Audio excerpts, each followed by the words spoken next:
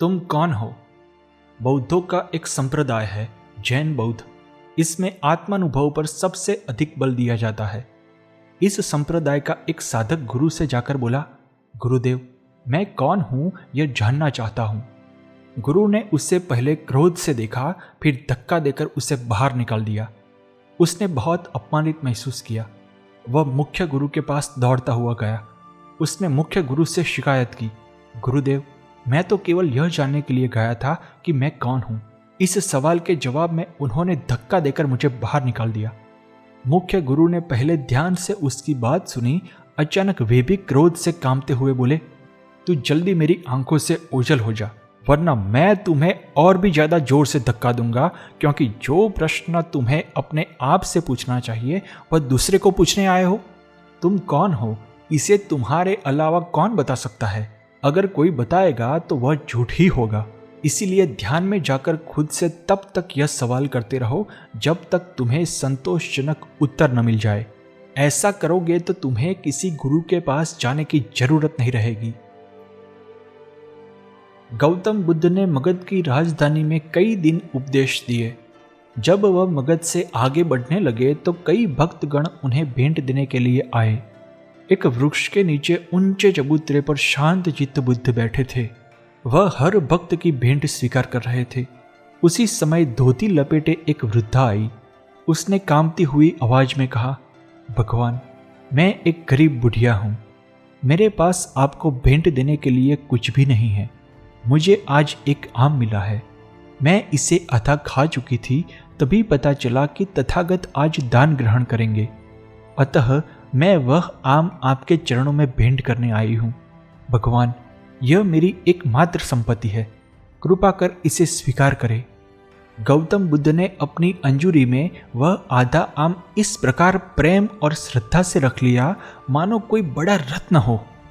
वृद्धा संतुष्ट भाव से लौट गई। मगध के राजा बिंबिसार यह देखकर चकित रह गए। उन्हें समझ में नहीं आया कि भगवान बुद्ध वृद्ध का झूठा आधा आम प्राप्त करने के लिए आसन छोड़कर नीचे तक क्यों आए।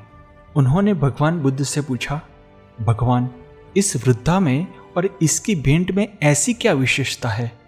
बुद्ध मुस्कुराकर बोले, राजन, इस वृद्धा ने अपनी संपूर्ण संचित पूंजी मुझे भेंट कर दी है, जबकि आप लोगों ने अपनी संपूर्ण संपत्ति का केवल एक छोटा भाग ही मुझे भेंट किया है, वह भी दान के अहंकार में डूबे हुए। आप अपनी बग्घी और घोड़े पर चढ़कर आए हैं और देखिए उसके मुख पर कितनी करुणा और कितनी नम्रता थी। युगों युगों के बाद ऐसा दान मिलता है राजन। तेज गर्मी पड़ रही थी। महात्मा बुद्ध चलते चलते थक कर पेड़ के नीचे बैठ गए। उन्होंने अपने शिष्य आनंद को पानी लाने के लिए कहा। आनंद पानी लेने के लिए सामने झरने पर गए। झरने से होकर एक बैलगाड़ी अभी अभी गुजरी थी, इसीलिए पानी गंदा हो गया था। आनंद ने वापस आकर बुद्ध को कहा, झरने का पानी मटमैला है, कहीं और से पानी लाने का इंतजाम करता हूँ। बुद्ध ने कहा, जल्दबाजी मत करो आनंद, थोड़ी देर बाद जाकर उसी झरने से पानी ले आओ। आनंद जब दोबारा झरने के पास पहुंचे तो मटमैले जल की मिट्टी तलछट बनकर नीचे बैठ चुकी थी। ऊपर जल दर्पण की तरह स्वच्छ हो गया था। आनंद ने प्रसन्नतापूर्वक जल भरा और बुद्ध के पास लाकर उन्हें पीने के लिए दिया। जल ग्रहण करने के बाद बुद्ध ने कहा, प्रकृति एक सी रहती है, परिस्थिति के बदलने से उसमें जरा देर के लिए फर्क आता है, फिर वह पूर्ववत हो जाती है। प्रकृति की तरह ही मनुष्य का मन है।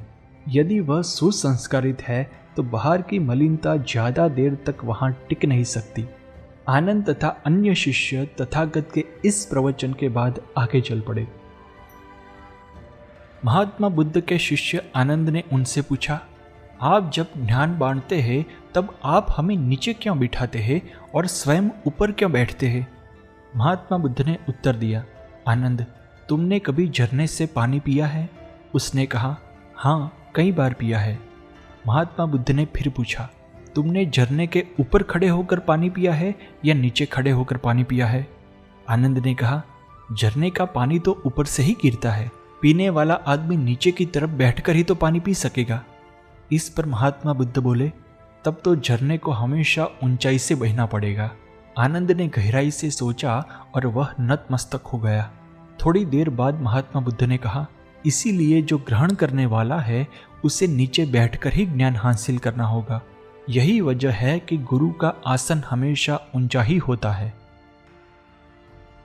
ऐसा कहा जाता है कि अजातशत्रु ने अपने पिता का वध करके राज्य तो हासिल कर लिया, लेकिन उसके मन में हमेशा यह बात आती थी कि उसके पिता की हत्या का पाप उसे अवश्य लगेगा।